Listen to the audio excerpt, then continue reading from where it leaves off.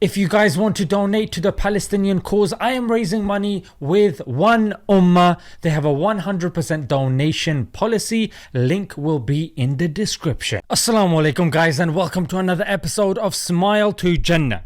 The Vision Pro by Apple. Some people are worried about this virtual reality headset.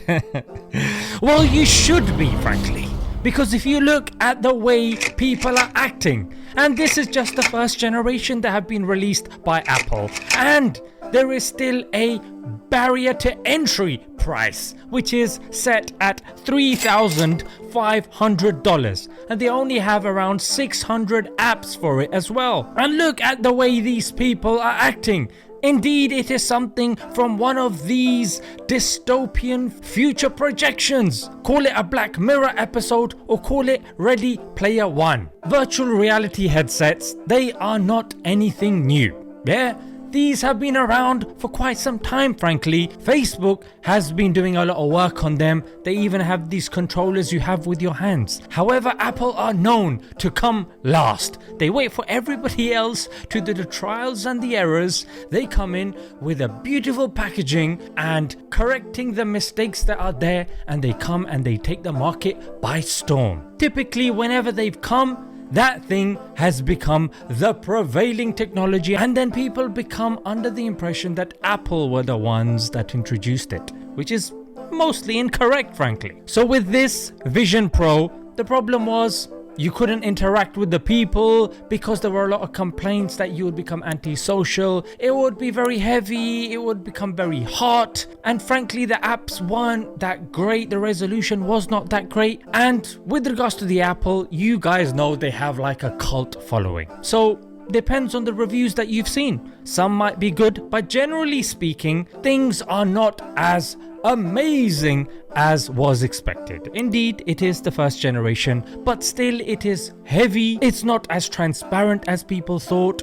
The resolution of like the FaceTime or whatnot is not as clear as was advertised. But that's not what we're here to talk about, yeah? Now you know what it is, and now you know how important it is. So let's just say it comes down to the Meta price, and it's third, fourth generation. It's more affordable by the people. More people start having it. What could be the problem? Because we know the advantages are going to be education. It's normally education and helping the differently abled or the disabled. That's pretty much it. That's how these products are sold. And of course there's going to be benefit for these things, even businesses as well.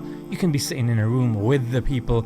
Why not? But with any generation changing technology like this, there are responsibilities that we need to emphasize to get the masses ready. Radio came first. People were like, yo, this is revolutionary. Yeah?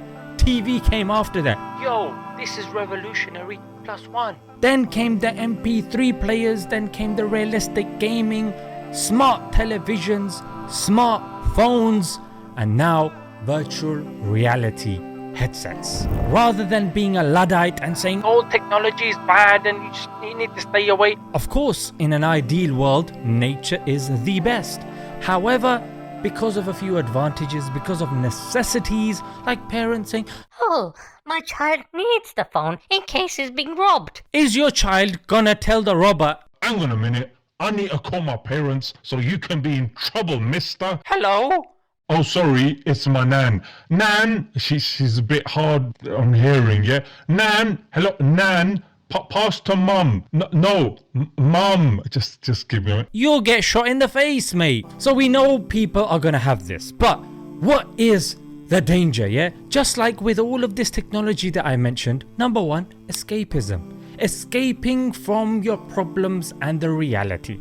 This has become an issue and still remains an issue and will continue to be an issue, whether we escape to narcotics, intoxicants, alcohol, technology, gaming, social media. Again, it's escaping the mundanities of life. Why? Because either we lack the patience to do something new and beneficial for us, because it might be risky, because it might be difficult, because we're not used to it, because of our cultural and social upbringing. Whatever it is, it's escaping from that, from responsibility, into a world that you can click a button and you get it. Number 2, it's detachment. Oh yes, it's detaching from the people that actually care about us. When something happens to you and you're lying in hospital, the Facebook likes and the Instagram hearts aren't going to be of benefit. One comedian said he told the people that he was dying and he got 15 likes. Brutal. That's the mentality of these social media people. The only people that are going to be standing by your bedside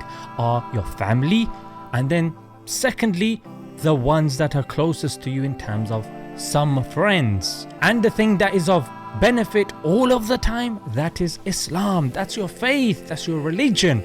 Even if you're in the darkest corners of the planet alone, cut off from everybody, Allah and you always have a connection, and the bars never go down, mate. They never go down. And of course, it's laziness.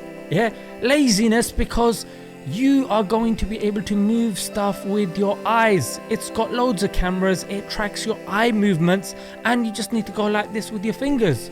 So it's less and less movement from us, and more chances of obesity and lack of movements. And again, it's going to affect our social skills, because look, we've got so much social media, but our kids are becoming more and more unsocial. And you're going to have forced mindfulness. Yeah, I got a bit, I want to feel like I'm in the forest, mate. Oop. I'm in the forest. Why don't you get up off your backside, go and travel there? Yeah, but it's far, I don't have time. Why don't you do something to make time? No, but I'm at work. Why don't you work on becoming self-employed and starting your own business? Yeah, but it's too risky. And why don't you take some risks? Because I'm just not used to... Well, that's what you need to deal with, mate. This comes under counseling, comes under psychology, comes under self-help. You need to know yourself. And that's the thing that these technologies are exploiting. They want to give you the easy way out. And if you get used to this, then you're going to look for the easy way out in relationships, be it with your partner, husband or wife, be it with your family. No, I don't live with my mom anymore. She don't understand me. Or even with your friends, they don't do something you like, boom, you cut them off. So I guess the point that I'm trying to say is know thyself. That's the first thing. Neo noticed this over the door of the oracle. But even before that is get close to God, because there are becoming more and more barriers to reality. This is actually known as spatial computing, which combines the physical world with the virtual world. And with Unreal Engine, you know what they're using in gaming and what they did and they said in the Matrix demo. And what would reality mean when a world we can build feels as real as our own?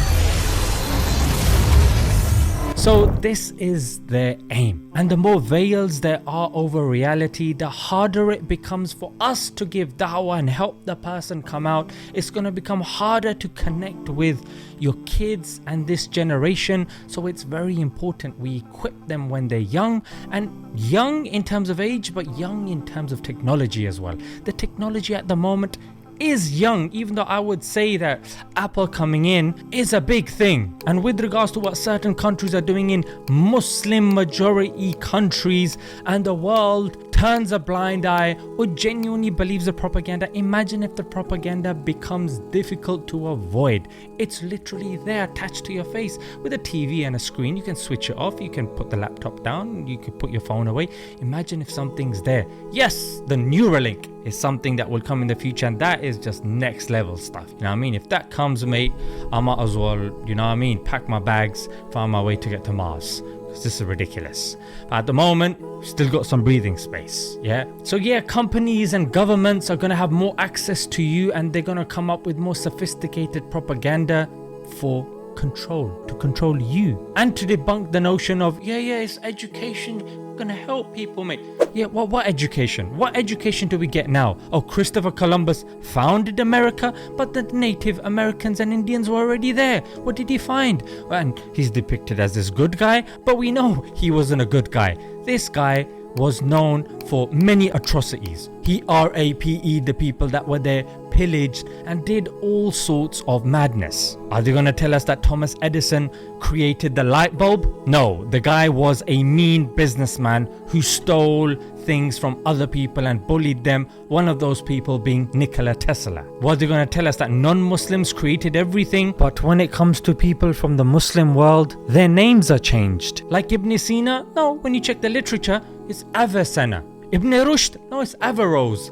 oh, the Muslim names have become Latinized such that the white people know how to read them. Oh, give me a break. If they can say supercalifragilisticexpialidocious, then I'm sure they can pronounce Ahmed. And what else do they teach in these schools? That the only thing that qualifies as evidence is what you can see and what you can touch? Give me a break. So guys, when technologies like these come out, it should make us cognizant and draw us closer to Allah and closer to our families and closer to seeking more and more knowledge so we can assist and protect them from these evils. That of course, they're not all evil, but let's face it, the people that are pulling the strings, the governments, they're not exactly doing us a favor. The corporations, they're not exactly looking out for us. The schooling system, they've been hijacked by the people with the most money, with the most influence. So who's really looking out for us? Gain access to your own mind, know thyself, and know Allah. Otherwise, like Allah says in the Quran, if you don't know Allah, if you don't remember Allah, He will make you forget yourselves. Then these people are going to pick up the pieces and tell you that you are a materialist, a consumer, atheist, nihilist. You're just gonna become worm food. Let's leave it there, guys. Until next time, Assalamu alaikum.